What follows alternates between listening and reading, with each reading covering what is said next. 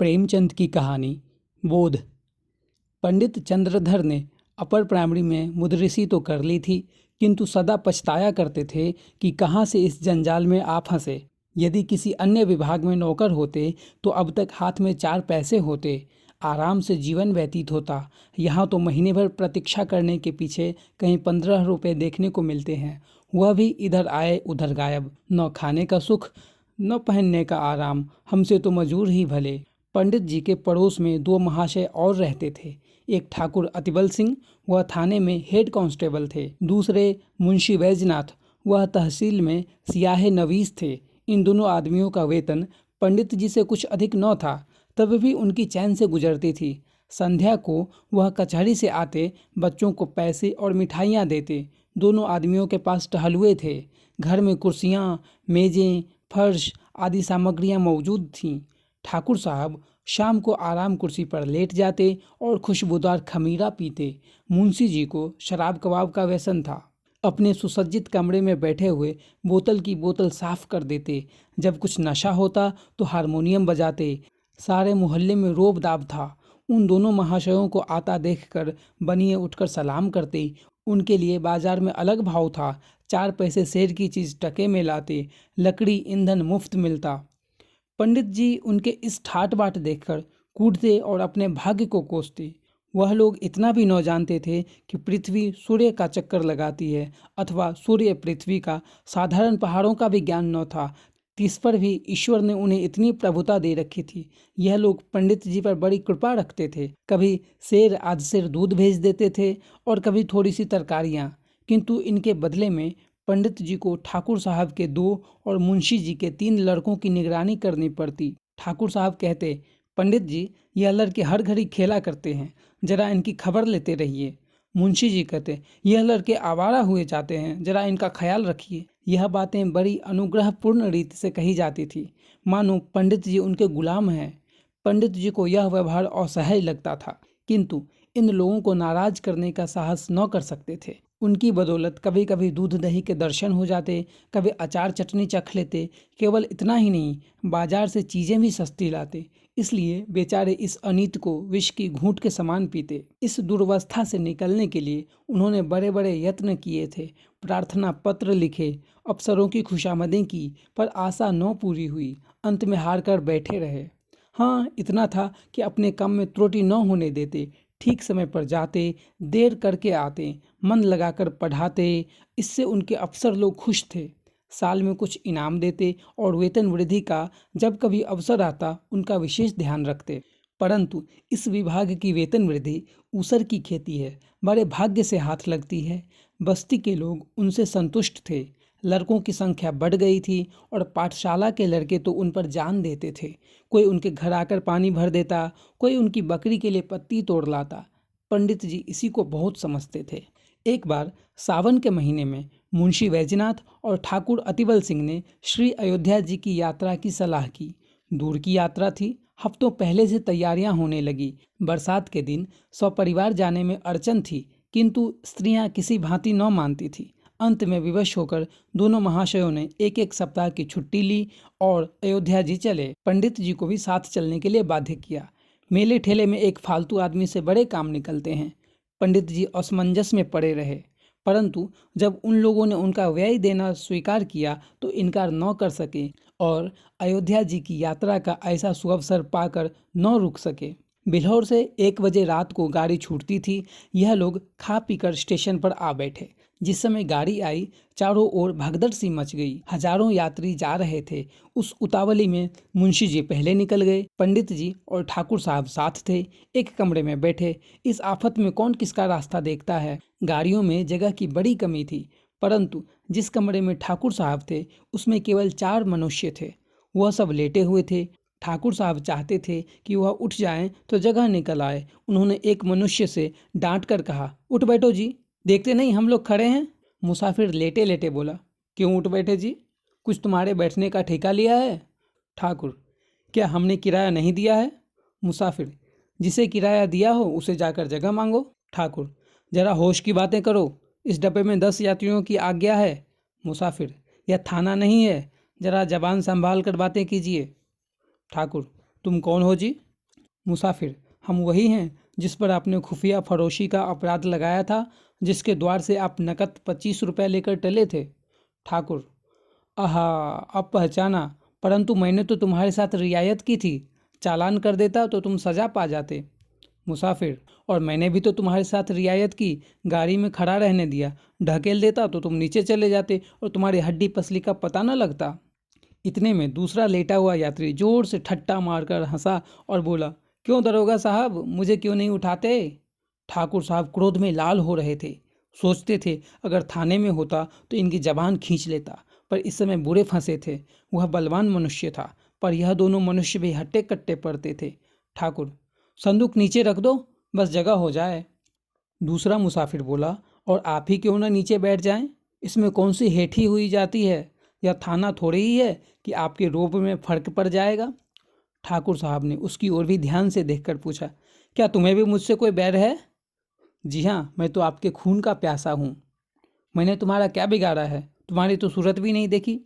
दूसरा मुसाफिर, आपने मेरी सूरत न देखी होगी, पर आपकी मैंने देखी है। इसी कल के मेले में आपने मुझे कई डंडे लगाए। मैं चुपचाप तमाशा देख रहा था, पर आपने आकर मेरा कचूमर निकाल दिया। मैं चुपचाप रह गया, पर घाव दिल में लगा हुआ है, आज उसकी दवा मिलेगी। यह कहकर उसने और भी पांव फैला दिए और क्रोधपूर्ण नेत्रों से देखने लगा। पंडित जी अब तक चुपचाप खड़े थे, डरते थे कि कहीं मारपीट न हो जाए। अवसर पाकर ठाकुर साहब को समझाया। ज्यों ही तीसरा स्टेशन आया, ठाकुर साहब ने बाल बच्चों को वहां से निकालकर दूसरे कमरे में बैठाया।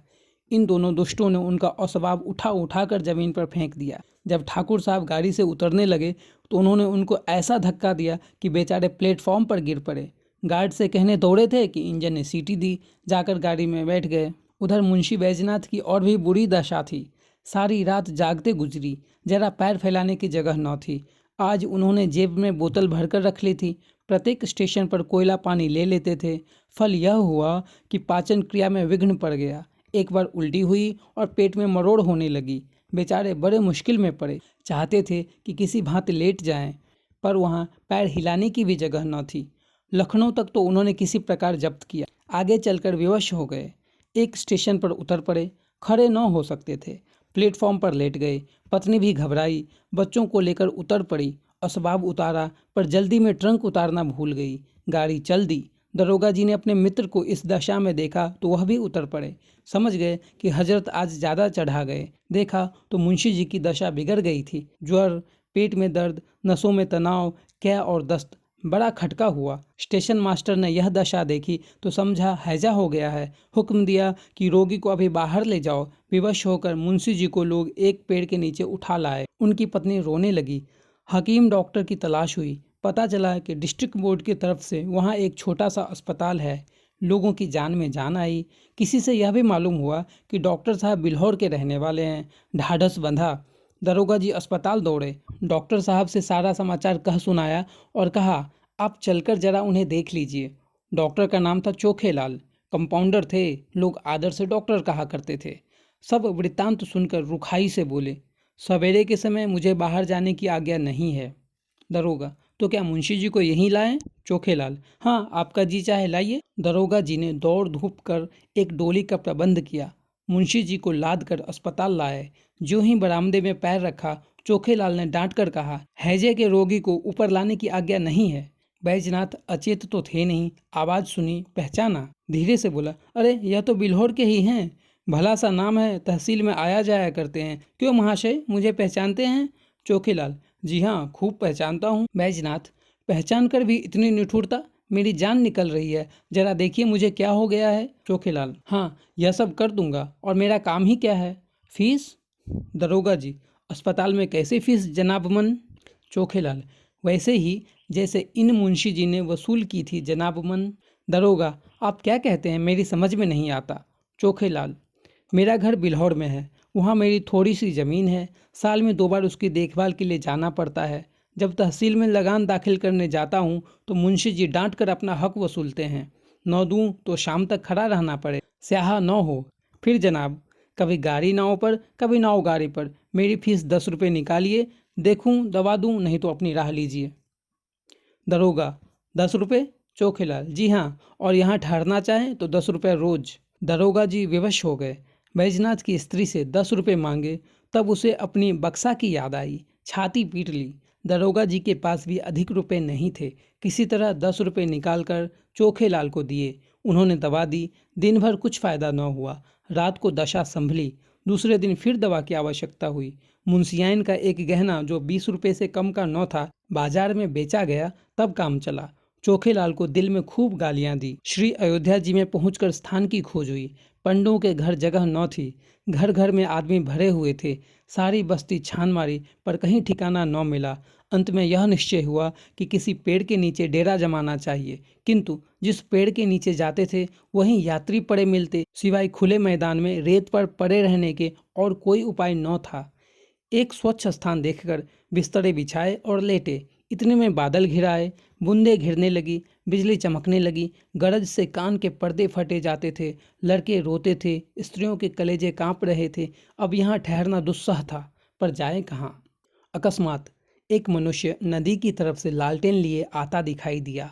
वह निकट पहुंचा तो पंडित जी ने उसे देखा। आकृति कुछ पहचानी हुई मालूम हुई, किंतु यह विचार न आया कि कहाँ देखा है। पास जाकर बोले, क्यों भाई साहब, यहाँ यात्रियों के रहने की जगह न मिलेगी? वह मनुष्य रुक गया। पंडित जी की ओर ध्यान से देखकर बोला, आप पंडित चंद्रधर तो नहीं हैं? पंडित प्रसन्न होकर बोले, जी हाँ, आप मुझे कैसे जानते हैं? उस मनुष्य ने सादर पंडित जी के चरण छुए और बोला, मैं आपका पुराना शिष्य हूँ। मेरा नाम कृपाशंकर है। मेरे पिता कुछ दिनों बिल्हौर में डाक मुंशी रहे थे। उन्हीं दिनों मैं आपकी सेवा में पढ़ता था।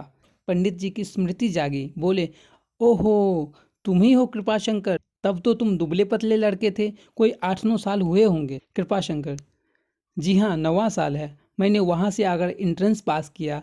अब यहाँ म्यूनसिपैलिटी में नौकर हूँ। कहिए, आप तो अच्छी तरह रहे। सौभाग्य था कि आपके दर्शन हो गए। पंडित जी, मुझे भी तुमसे मिलकर बड़ा आनंद हुआ। तुम्हारे पिता अब कहाँ हैं? कृपाशंकर, उनका तो देहांत हो गया। माता जी हैं। आप यहाँ कब आए? पंडित जी, आज ही आया हूँ। पंडों के घर जगह न मिली। विवश हो यहीं रात काटने को ठहरी। कृपाशंकर, बाल बच्चे भी साथ हैं? पंडित जी, नहीं, मैं तो अकेला ही आया हूँ, पर मेरे साथ दरोगा जी और सियाहे नवील साहब हैं। उनके बाल बच्चे भी साथ हैं। कृपाशंकर, कुल कितने मनुष्य होंगे? पंडित जी, हैं तो 10, किंतु थोड़ी सी जगह में निर्वाह कर लेंगे। कृपाशंकर, नहीं साहब, बहुत सी जगह लीजिए। मेरा बड़ा मकान खाली पड़ा है। चलिए, आराम से 1, 2, 3 दिन रहिए। मेरा परम सौभाग्य है कि आपकी कुछ सेवा का अवसर मिला। कृपाशंकर ने कूली बुलाए, असबाब उठवाया और सबको अपने मकान पर ले गया। साफ सुथरा घर था। नौकर ने चटपट चारपाइयाँ बिछा दी। घर में पूरियाँ पकने लगी। कृपाशंकर हाथ बांधे सेवक की भांति दौड़ता था। हृदयोल्लास से उसका मुख कमल चमक रहा था। उसकी विनय और नम्रता से सबको मुग्ध कर ली और सब लोग खा पी कर सोए, किंतु पंडित चंद्रधर को नींद नहीं आए। उनकी विचार शक्ति इस यात्रा की घटनाओं का उल्लेख कर रही थी। रेलगाड़ी की रगड़ झगड़ और चिकित्सालय की नोच खसोट के सम्मुख कृपाशंकर की सौहृदयता और शालीनता प्रकाश में दिखाई देती थी। पंडित जी ने आज शिक्षक का गौरव समझा। उन्हें आज इस पद की महानता ज्ञात हुई। यह लोग 3 दिन अयोध्या रहे। किसी बात का कष्ट न हुआ। कृपाशंकर ने उनके साथ धाम का दर्शन कराया। तीसरे दिन जब लोग चलने लगे तो वह स्टेशन तक पहुंचाने आया। जब गाड़ी ने सीटी दी तो उसने सजल नेत्रों से पंडित जी के चरण छुए और बोला, कभी कभी इस सेवक को याद करते रहिएगा। पंडित जी घर पहुंचे तो उनके स्वभाव में बड़ा परिवर्तन हो गया था। उन्होंने फिर किसी दूसरे विभाग में जाने की चेष्टा न की।